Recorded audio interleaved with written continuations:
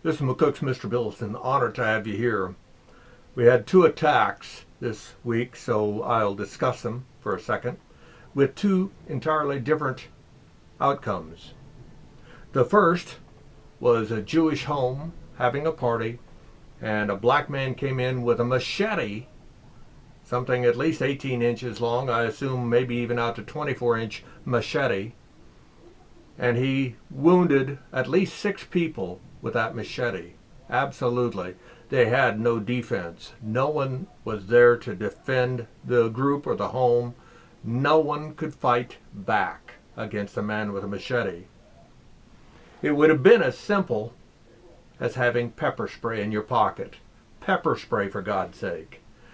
Range is about 15 feet, and once you make somebody blind and having an extremely hard time breathing, the fight is mostly over. Not completely, but mostly over. You would assume. More than likely, they might even just run out of the building gasping and running for their own life blindly. If they continued the attack, again, they're blind. You can get out of their way a lot easier, and if they get too close to you, simply drop down, lay down, whatever you need to do. And as they get close to you, as he's swinging, probably at least chest level, very little would he be able to see, so he wouldn't see you laying on the floor with your feet cocked, so that as he got within close range, you simply kick him in the knee and you dislocate his knee, and the game is pretty much over. Absolutely. If that's all you had was the pepper spray to begin with. And of course, I see more and more people starting to carry these, which are simply coin holders, and it's just a leather. You can make them yourself. It's just a strip of leather out of a leather belt, and you keep your coins in here. There's about a half a pound of quarters in here, and yet it's strong enough. If you would hit solid bone with it with any force at all, you're going to break that bone, or you're going to crack a skull. You will cause incredible amount of damage to somebody. So this is only on a life and death situation, but if somebody's there with a machete cutting up your friends or your family, you come in from behind with this, or you come in below him where he is not swinging and can't see you because of the pepper spray.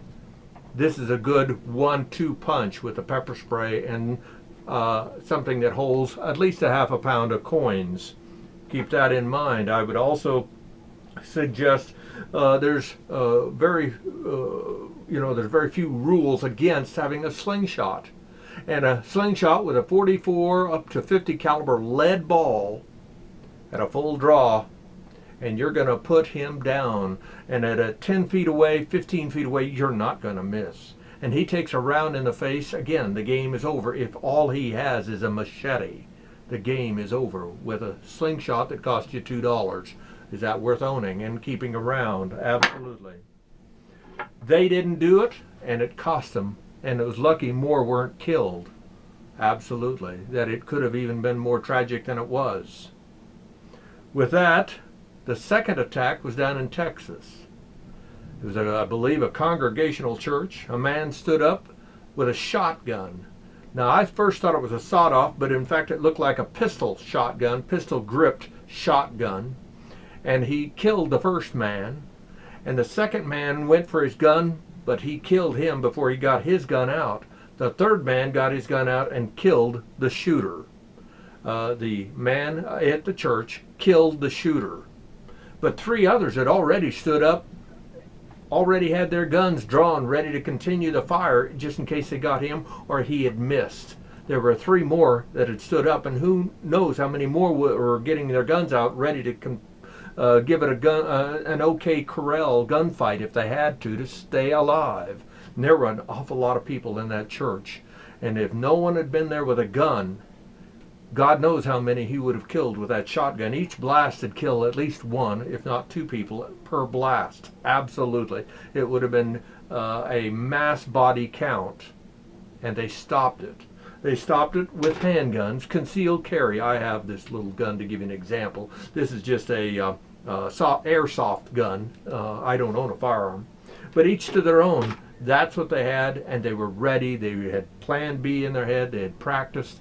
They were ready for such an event if it ever happened. Again, the odds of it are astronomically low. But on that day, you will be worth your weight in gold to the friends and family around you that aren't going to lose their lives because of you carrying a gun, or carrying, if nothing else, perhaps pepper spray would be enough, and some kind of defensive tool that one hit will put you down. One hit will put you down, because you do not want to go toe to toe with some crazy, because you probably can't win that kind of fight. But if you have an equalizer, like a half a pound of coins, you're going to get a lot further down the road, absolutely. And even a slingshot at close range will put a man down, absolutely. In a 44 or 50 caliber lead ball, it will do it. And they easily fit in your pocket, in your purse, and where they're wooden, they can go a lot of places that a gun can't go, metal detectors such as that.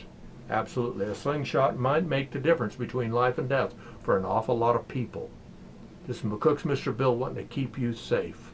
Thank you for your time.